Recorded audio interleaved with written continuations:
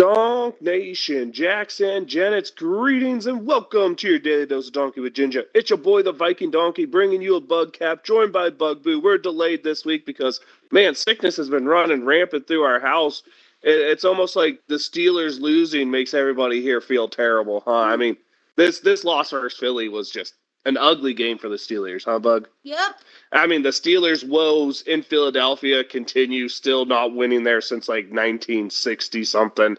It's just not a rivalry game that we do very well of in the in-state. The Steelers' problems are really showcased this week.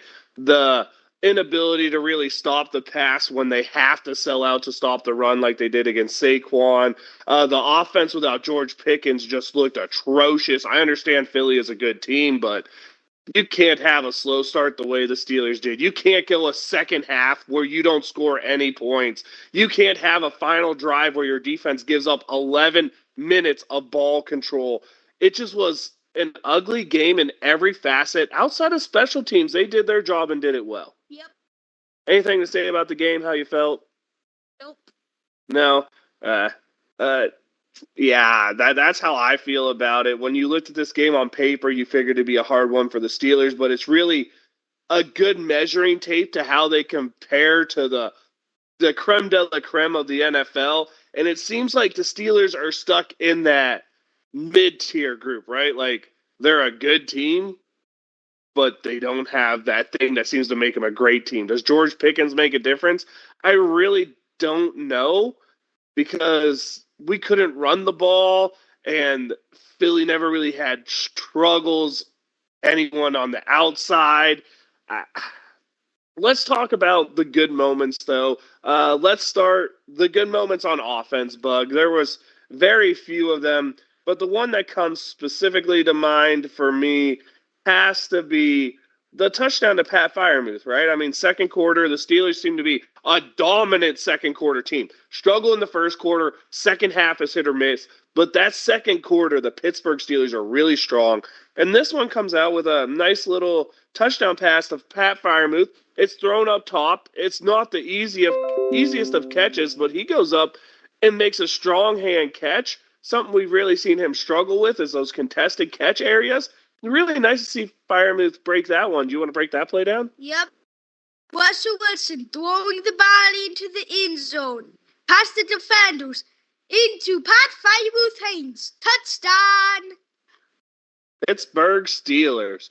That's right. That was a thing that really got us right back in the game. We end up kicking another field goal before half. We're only down 4 points going into half. It was what we wanted to see. I mean, never had the lead in this game, was tied twice at the start before Philly had their drive where they went down to kick a field goal. And then our opening, I don't even think it was our opening drive. It was after a fumble, I believe, set up our other field goal. And that was about it. I mean, Calvin Austin had a good day, 5 catches for 65 yards, in the absence of Pickens was really good to see. Maybe he's stepping up. Maybe he could become that number 2 wide receiver this team doesn't currently have. Do you like what you saw from Calvin Austin? Yep. Anyone else on the offense you thought really played well, or was it just a bunch of after that? Yeah. Skoronik had a 15-yard catch for a first down. It was good to see him do something other than blocking. Now teams might actually have to think the Steelers will throw the ball when he's on the field. When you look at the offensive numbers, I mean, Russ completes 63% of his 22 passes for under 6 yards on attempt, 1 touchdown, no interceptions. Looked very much like the offense the Steelers had last year, which just wasn't able to do anything. Najee has 6 carries for only 2.3 yards a carry. Jaylen Warren not much better at 3 yards a carry. I understand Philadelphia is a good team, but this Steelers team has struggled running the ball all year. Their numbers are only good because of volume. They're 30th in the NFL in run efficiency. That tells you that the numbers are purely because they run the ball a lot, not because they do it effectively. And against a good team with a good defensive line like Philly, they just weren't able to really get anything going. The passing game didn't get anything at all going without Pickens there. I think the setup for me was 2 first-half turnovers, Bug, inside Philadelphia territory. The Steelers come away with only 3 points. And now, I mean, we could blame the controversy like everybody else wants to, right? The play where Darnell Washington blocks a cornerback out of the field into the stands, essentially, and then the Steelers are the only team that gets flagged for a personal foul. We could complain here and say, oh, the refs are jobbing us, but really, I mean, the team just didn't look like they had it, did they? Yeah. But that penalty was a little bad by the refs. Though watching Darnell Washington block someone into the stands, you know that deserves flagged. But it's still a fun thing to watch him try to show off physicality, huh? You want to talk about that one? Yeah. He shoved him into the stands. And it started a big brouhaha, that is for sure. All in all, when we grade this, no second half points, 2 turnovers in plus territory, only create 3 points. I mean, there was a touchdown and there was only 1 turnover, which was the toss play where Najee takes his eyes off the ball and just kills all momentum the Steelers had. You want to talk about that one? Nope. No. Well, good toss. Najee's trying to figure out where to go because his vision is bad. Doesn't keep his eyes on the ball. Fumble. Philly recovers. That killed all second half momentum for the Steelers. We'll get to coaching decisions later in this, but I have to give the offense a D-, dude. It didn't show up, did it? Yeah. Now let's talk special teams. We get a punt that leads to a fumble that sets the team up, so that's good. The return game was okay, too, with Patterson on the kick returns. Waitman averaging 43 yards a punt, putting 2 inside the 20, forcing a turnover is what you want to see. Boswell being perfect on his kicks. I say the special teams gets a solid, they caused a turnover, didn't make mistakes. A. I'd say an A on special teams. Is that fair? Yep. Yeah, did you like that fumble on the punt? Yeah. You want to break down what happened there? So, well, kicking it goes to the Eagles. Then he didn't catch it. We got it. He did catch it, but it got knocked out. Oh, yeah. Yeah. I don't remember. All right. Now let's get to talking defense here. I mean, let's look at Philly's numbers on offense, and you'll understand why the defense gets such a poor grade. It did okay stopping the run. Saquon only 3.4 yards a carry. Gainwell at 3 yards a carry. But Hurts throws 78% completion percentage, 290 yards, 9 yards an attempt, 2 touchdowns.